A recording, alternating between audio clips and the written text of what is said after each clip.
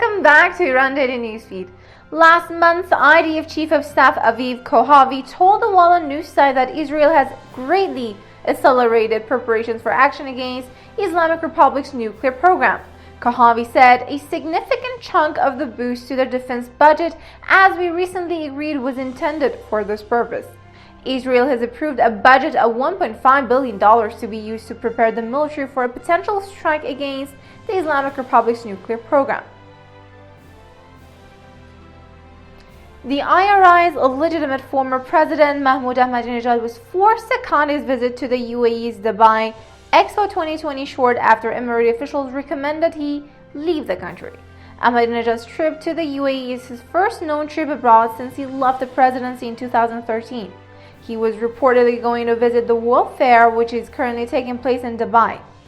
Semi-official Fars news agency claimed he was advised to leave by official, but other outlets also stated that he was deported by police. He was also prevented from holding a press conference by the Islamic Republic consulate in Dubai.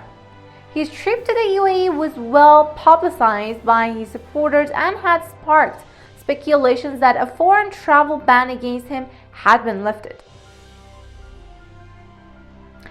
EU officials failed last week to persuade the Islamic Republic's new hardline administration to agree on a date to resume negotiations in Vienna over reviving a 2015 pact President Obama struck with Tehran.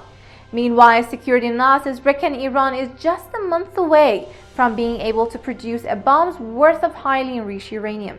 The clock is ticking, and Israel has been urging the Biden administration to formulate a plan B to prevent Iran from becoming a nuclear-armed nation. Politicians and security officials fear Iran is purposely delaying resuming serious talks and using the time to continue enriching uranium. In a speech to the UN General Assembly in September, Israeli Prime Minister Naftali Bennett said Iran's nuclear program had hit a watershed moment, and so has our tolerance, adding, "Words do not stop centrifuges from spinning." Quoting Kamal Hadifar, the chief of traffic police, "Women's motorcycling in Iran is illegal and will be dealt with." Based on a police official, in the motorcycle license in Iran, only the name male is mentioned, and for this reason, women do not have the right to ride motorcycles. According to him, if women want to use a motorcycling license, this issue should be amended in the law, and it is not up to the police, and the Ministry of Interior should do that. Police have banned women from riding motorcycles, and in 2017, 2 female motorcyclists were arrested in Desville. And it just doesn't end here. In recent years, women have been forbidden to ride bicycles as well. Poya Baqeri's mother, a young man who lost his life during the nationwide protest in 2019, tweeted on the eve of the 2nd anniversary of the events to emphasize the continuation of her protests and lawsuits. Nahi Shirpishe, the mother of Poya Baqeri, one of the victims of the Bloody November protests, tweeted on October 16th using the hashtag #NovemberIsAlive, saying, "Those who think that they are trying to silence the voice of my lawsuit by storming my house and confiscating my phone and personal belongings are seriously mistaken." Manouchehr Baqeri, Poya's father, was also arrested on May 13th after security forces raided his brother's house. After being transferred to prison, in a phone call he said he had been sentenced to imprisonment, exile, and a travel ban for litigation.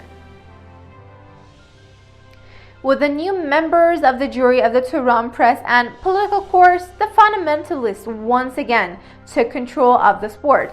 Islamic Republic's new agencies quoted Nasser Siraj, the representative of the head of the judiciary, in appointing members of the press jury across the country, as saying that out of 14 classes, 21 new members of the jury of Tehran's press and political courts were appointed, and from now on, press and political courts, they will be held in the presence of a new jury.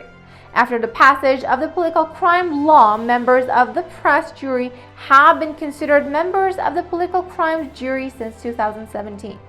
How fair and just can members of a jury which is generally made up of fundamentalists and with a clear intellectual framework behave is a question that many political activists ask. And that was all for today. I'm Kate, and thank you for the privilege of your time.